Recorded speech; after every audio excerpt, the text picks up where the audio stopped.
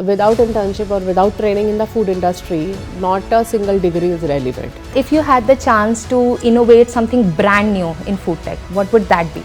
Nobody knows which product has to be launched. Who is developing that? These are the food technologists. Like the green technology has come up, AI automation has come up for supply chains and packaging. We have ISO 22000.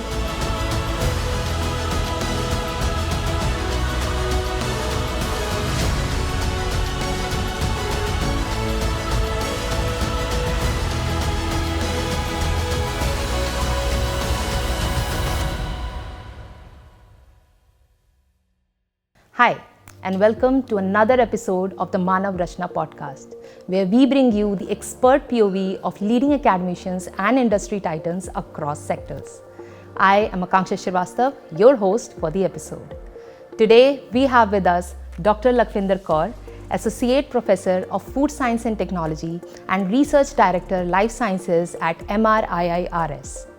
With an impressive 23 years of teaching experience, Dr. Kaur brings unparalleled expertise to the field. She is also the author of 4 specialized books on health, food and waste management, and she has been instrumental in fostering innovation through 3 DST-funded startups and her ongoing research on millets probiotics. Welcome, ma'am. It's absolutely an honor to have you with us today. Thank you. So, there was a time when career choices were limited to a selected few professions. But today we are seeing a paradigm shift. Now the youth is drawn towards more diverse fields where they search for more unique and fresh opportunities, right? So food tech is one such industry that has emerged as a game changer, growing exponentially over the years. So before we unravel how this is becoming the next big frontier, let's set the context, and for our listeners to also understand, can you tell us what this industry encompasses? Yeah, sure. Very relevant question in the today global scenario, because when we are talking about food, it starts, we have a concept of farm to fork, right? So that means starting from the harvesting till it reaches to the table of the consumer, everything in between is food technology, right? The industry is involved in developing the product, the processing of that product, preservation of the product, packaging of the product, supply chain, so that it reaches consumer in a very safe manner. So if you'll see, starting from the harvesting till it reaches the shelves or the consumer table is food technology. It's an amalgamation of all the aspects of different sciences, may it be physics, chemistry, biology, engineering, technology. Everything is amalgamated and it has been given as a, you can say, a saucer full of all the gems. So that is food technology. Right, ma'am. I think it's incredible how food tech touches so many aspects of our lives, and I think it's safe to say that this industry is going to expand even further in the coming years as well. So now if we talk about the career aspects, what does that graph or the prospects in food tech look like today? Also, what should the students expect, maybe say in the next 5 or 10 years? Right. So, as we have already said that it is an amalgamation. So, when we are talking about the amalgamation of different sciences, that means there must be some pillars to the food industry. Those pillars, they start from the time raw food enters the industry. So that can be a quality control, one aspect. Another aspect is a processing. Now how the food is being processed. Then third is the preservation, how it has been preserved for a longer period of time, packaging, and then the supply chain. So these are the pillars where all the job roles, different job roles are being created. If I'll talk about quality control, we have quality control managers, quality control supervisors, we have technicians, we have chemists, food chemists type of job roles there. When I'll talk about the processing, that processing is divided into manual as well as automation. So we have the engineers which have been pulled in for this purpose, and the food engineers, they create such type of production, they help or they actually cater to such production unit. Then we have the packaging, so we have food packaging specialists which are coming in now. Then and besides that, we have the preservation part also. So the microbiologist is coming in. So these all are the different job roles which can be created when you are talking about a food industry. And as you talked about the scope, Definitely it has a larger scope by seeing the current scenario, the global current scenario, seeing the climate shifts we have seen so much, and then there is a shift of the type of technologies which have come up, like the green technology has come up, AI automation has come up in the food industry for supply chains and packaging. Then we have fortified foods which are coming up.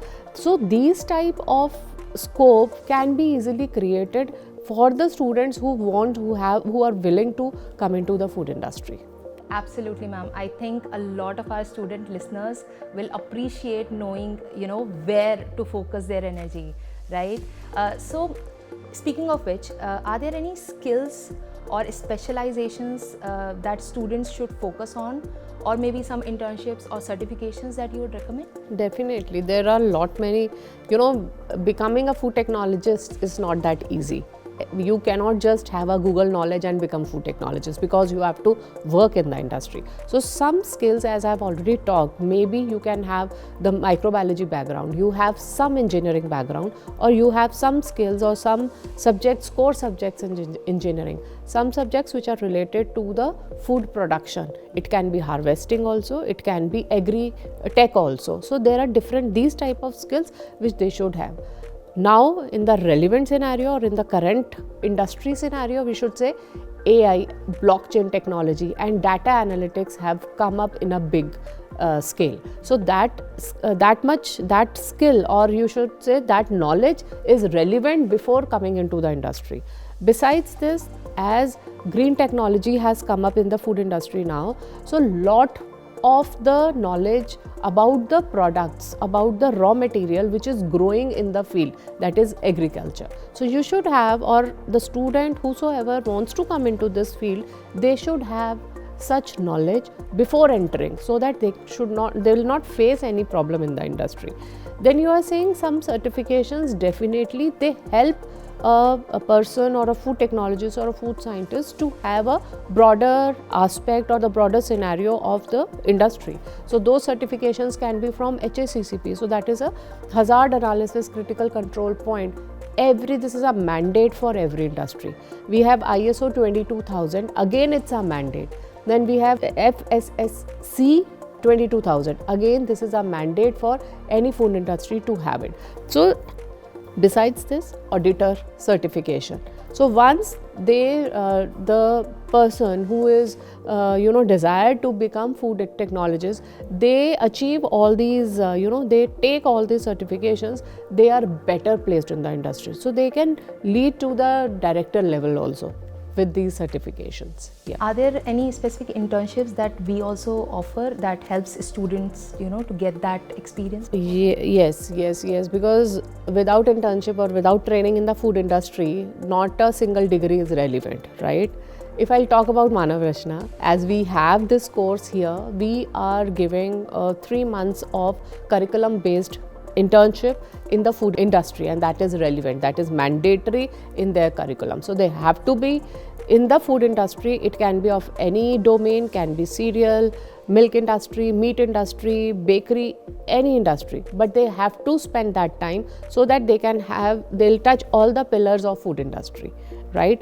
Besides this, there are some internships which are being offered directly from the industries, and those are the paid internships. We are in collaboration with NIFTM, we are in collaboration with some other industries also, Nutri-Fresh also. So they call our students for internship and they pay them also for taking the knowledge from the industry. So it is, win-win situation for a student or anyone who is taking this course as an their career. That's I think is really nice. I think today every industry is all about hands-on experience, and students must prioritize such opportunities as much as they can, because it's like having the industry experience before you actually enter the professional world. And what more do you need, right? So as per my understanding, correct me if I'm wrong, the food tech comes under the allied health science industry, which in itself is a huge industry, right? So if you had to differentiate how food tech matches up to the relevance of allied health as an industry, what essential insights would you want to share? This is, I think this is still a confusion, I should say, or it's a mindset kind of thing which is among the masses. Food tech complements the allied health sciences. Without technology, without innovation, no rehabilitation or no new product will come into the market. Whatever we do, diet, nutrition is one of the aspects. These are now, I'm just taking out the aspects, how food tech is different or how it is complementing the allied health industry. For example, nutrition and dietetics coming as a big boon in the market nowadays, but nobody knows which product has to be launched. They know the nutritional content of the food, but they don't know how to develop the product. So this is what food technologist or the scientist is doing. They are giving them it's a hand-in-hand kind of situation where they are producing the product, they are developing it, and they are innovating also. For example, if you'll see the fortification industry or if you'll see the health supplement industry, they have the knowledge of nutrition, but they do not have a knowledge of food technologies. So they have to recruit a specialized person for that. Another is rehabilitation, right? For example, the sports industry, if I'll take, nowadays many sports drinks or the sport related food is coming up in the market, but those products are irrelevant if they are not being produced in a right manner, right? So there the technologists will come into action because that is what the innovation is all about. Then we have another industry is green technology. Everybody is talking about green technology or green industry, but nobody is talking about who is developing that. Though these are the food technologists who are taking maybe a plant-based foods which are sustainable for the future. Towards the food security they are working, and they are developing those underexplored or unexplored kind of raw material. So this is how you can say that food technology is complementing allied healthcare industry rather than we can say that there is a comparison. Absolutely, I think it's a very interesting way to put it, and it also shows how food tech stands out on its own while also complementing the allied health industry. So moving ahead, we have two very interesting segments lined up for you. The first one is called What Will You Choose? So I'll give you a scenario and you'll have to tell us your choice and the reason behind it. Okay. Ready? So if you had to focus on just one aspect of food tech given sustainability, AI or nutrition, what would it be and why? Definitely it would be sustainability, because without food present for the future, there is no food security. So I think this is the most relevant part of food industry, that they are making the food sustainable for longer period of time and making it available in the time of extremities also. So I think definitely there's sustainability. Okay, that's great. And if you had the chance to say innovate something brand new in food tech, what would that be? Plant-based food, as it is coming in a very high demanding kind of skill in the market. I think plant-based food with underexplored products or the raw materials is still one area which is which has to be worked upon, which has to be researched upon. So that is one area where more and more research is required. So as we are very much full of our products which are indigenous to India, right? So those products are still underexplored. So with the use of plant-based technology, we can have a better future, and definitely it is interlinked with sustainability again. That's nice. And if you were to advise a food tech company on an upgrade, what kind of personalization would you recommend them to have? Blockchain, AI definitely, and data analytics, because that is very much required in the present food supply chain. As we have seen, a lot of food waste has been happening over the years during the supply chain. So with automation, definitely there will be a decrease in food wastage. Absolutely, I think that's quite interesting. So quickly moving on, the next segment we have is called Rapid Fire. You know the drill, right? So the first thing that comes to your mind, you have to answer that. One food tech innovation that excites you the most? Lab-grown meats. The biggest myth about the food tech industry? That they only produce processed foods and which is unhealthy. That is not right. They are involved in innovation and producing the food with the minimum preservation and preservatives basically. Okay. Best plant-based foods? We have many actually. It's very difficult to answer only one. But we have legume-based foods and the legume-based milks which are coming nowadays. Okay. Are shelf-based or packaged foods healthier? They are. Depending, there is a situation to depend upon. The situation is we have to always see the labels, that there has to be minimum quantity of additives and the type of technology which is involved. So that's a condition. Okay. A skill that every food tech student must have? Critical thinking. Okay. Top 3 food tech companies in India? ID Fresh Foods, because they are using the no preservatives actually, and with the minimum technology involved, they are producing the foods. Another is we have Amul, brand of India, producing the foods for global market. And then we have our mother dairy. Okay. Because they are using the sustainable sources from where the milk is coming.